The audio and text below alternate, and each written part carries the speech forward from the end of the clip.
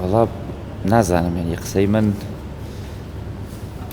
بۆ میلەتێک مامێک بوو، سەرکردەیەک بوو، قاعدێک بوو کە لەگەڵ هەڤاڵ و هاوڕێکانی شۆڕشی نوێیان هەڵگیرساند، بەڵام بۆ من باوک بوو. وە ئەمڕۆ بوو کوڕی هاتووم بۆ ئەوەی زۆر شت قەوماوە، زۆر شت ڕووی داوە، دەمێکە سەمان نەکردووە، بۆیە هاتووم سەرێکی بەم پێی بڵێم هەموو شتێک بەدڵی خۆیە بێت. کاخوادی و پامێکتان وا کردوەوە لە پامەکەتانە زۆر بەڕوونی باسی بۆ شایەتان کردووە کە سەرۆکمان جەلال بەجێ هێشتووە لەماوەی 4 ساڵی ڕابردوو، ئەوشێکی تۆکە کەس ناتوانێت بۆ شایەت بکاتەوە، لەو دەتانێت لە پۆڵمانچ. باوەڕم بەو قسەیە هەیە، باوەڕم بۆ هەیە کە لە مێژوودا هەندێک کاریزمە پێیا بێت کە جێیان پڕ نابێتەوە، بەڵام چیرۆکیان ئەمێنێتەوە، خەباتیان ئەمێنێتەوە، بیر و باوەڕیان ئەمێنێتەوە، سیاسەتەکانیان ئەمێننەوە، بۆیە کە وەکو شەخسێک پڕ ناکرێتەوە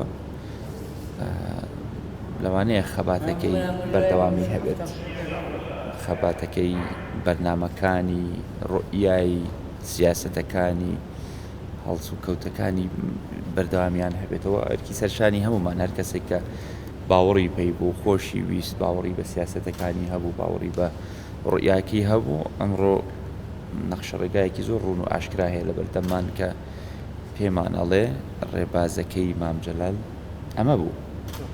بەڵێ کاکەوا 4 ساڵ تێپەڕ دەبێت پەیامی ئێوە چییە بێت بۆ هاوڵاتیانی هەرێمی کوردستان؟ چی بە هاوڵاتیان ئەڵێن کە لە ماڵەکانی خۆیان هێشتا فرمێسکیان شک نەبوو؟ پێم وایە هاوڵاتی خۆی بۆ خۆی پەیامی خۆی ئەگەیەنێ و قسەی خۆی ئەکا و کردووشێتی درەغیان نەکردووە. مام توانیوێتی بڵێم حەسر نەبوو لە حیزبێک یان لە شارێک یان لە ناوچەیەک، چی بۆ بەغا خەڵکە بینی چیرۆکێکیان هەیە لەگەڵ مام جەلال، ئەچی بۆ بادینان هەڵ چیرۆکێکی هەیە لەگەڵ مام جەلال، ئەچی بۆ کەرکووک سەدان چیرۆکیان هەیە لەگەڵ ئاڤاڵ مام جەلال. لە هەر شار و شارۆچکەیەک گوندێک کەسایەتیەکە بینی، کەسێکە بینی لەگەڵ گەنجێکا قساکە یاڵێ لە بیرمە ناڵ بووم مام جەلالم بینیەوە. بۆیە پەیامم نییە، من سوپاسی ئەو وەفایم هەیە، هەرەوە سوپاسی ئەو بەڕێزانە ئەکەم هاوڵاتیانی عێراق بەگشتی و کوردستان بە تایبەت کە خەمخۆری مامن و ئێستش یادیەکەنەوە، هەرەتوان سوپاسمان هەبێ و هەڵبین بێوەفا نەبین بەرامبەر بەو کەسانە. بەشێکی زۆر لە سەرکردەکانی عێراق و تەنانەت جیهانی باستن بۆ لە گرنگەکە سەرۆک مام جەلال هەم وەک سەرکردەیەک هەم وەک سەرۆکۆمەر بینیوێتی کە وەک چەتری کۆکەرەوەی هەموو لایەنە ناکۆکەکان و چارەسەرکردنی کێشەکان باس لە ڕووی سەرۆک مام جەلال دەکەن. چۆن دەتانێت درێژە بۆ ڕێبازی سەرۆکتان بڵێن؟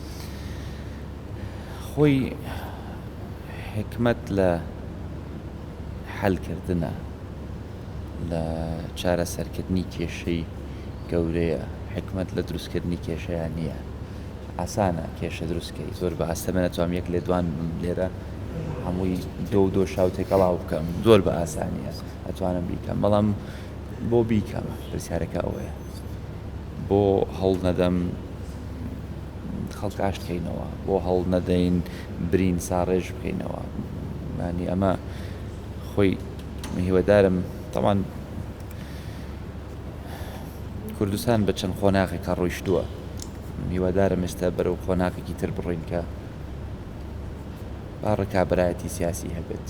زۆر تەبیعیە، زۆر تەندروستیشە، تەبیعیە ئەگەر نەبێت با من پێم وابێت حیزبەکەی خۆم لە حیزبەکانی تر باشترە، باوەڕی خۆمە خۆم بە زۆر نییە، بەڵام بتوانین ئەو ڕکابەرایەتیە بە شێوەیە بکەین کە ڕێزی تیا بمێنێتەوە.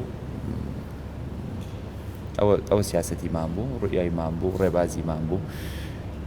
لە بەغا هەرچی چین و توێژێکە بینیت منە فترێ زۆر خۆتانزان زۆر سەدانی بەغامە کرد، وەرزشوان مەبینی باسی مام جەلالیانە کرد، ڕاگەیان کار مەبینی باسی مام جەلالیە کرد، ڕۆشنبیر و شاعر مەبینی باسی مام جەلالیانە کرد، سیاسی دەبینی باسی مام جەلالیانە کرد، کەسی ئایینی بینی باسی مام جەلالیانە کرد. ینی هەر کەسێک دەبینی ئەڵێن ینی حتا گرەیان زۆر لێ ئەکردین لە ماڵەکەی مام چەند کۆبوونەیەکمانە کرد هەر کەسێک کە کۆبووینەوە لەگەڵیان یانەمەتەوە ئێمە لە 2012ەوە ماڵەمان نەبینیوە کەواتە لە 2012ەوە کە مام نەخۆش کەوت لەو کاتەوە ئەو بۆشایە دروست بوو نەک لە کاتی کۆچی دوایی ئەرکی سەرشانی هەمومانە هەوڵ بدەین ئەو پەیامانەی ئەو شێوازی سیاسەتکردنەی پەرەی پێ بدەین.